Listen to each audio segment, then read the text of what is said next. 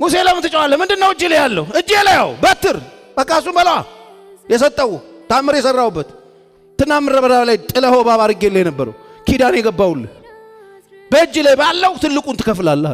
ይኸውላችሁ እግዚአብሔር ለትልቅ ኬስ ትልቅ እግዚአብሔር አይሰራም። ለትንሽ ኬስ ትልቅ እግዚአብሔር አንድ አምላክ።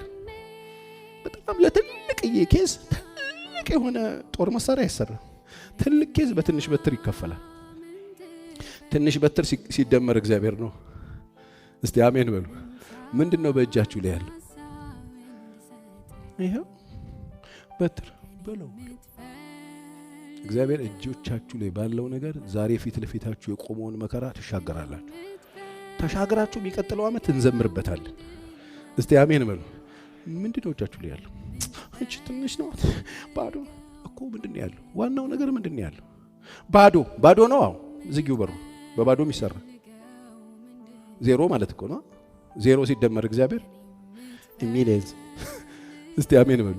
እንኳን እግዚአብሔርና ዜሮ ሲደማመሩ አይደለም ዜሮዎች መካከል ባት ዜሮ ጽፈ ከፊት ለፊቱ አንድ ስታስገባለት ምንድነው የሚሆነው?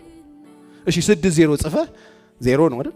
10 ዜሮ ስጽፍም 9 ዜሮ ስጽፍም ምንድነው እነሱ ዜሮዎች ሲደመሩ ምንድነው የሚሆኑት? ዜሮ ነው። ግን ከፊታቸው ዝም ብለ አንድ ብትልባቸውስ በአንድ ጊዜ ሚሊዮነር ትሆናል። ይኸውልህ ባዶ ማሰሮ ሲደመር እግዚአብሔር ዘይት ፋብሪካ ባለቤት ማለት ነው። አይገርምም? ይሄ እኮ ነው እግዚአብሔር።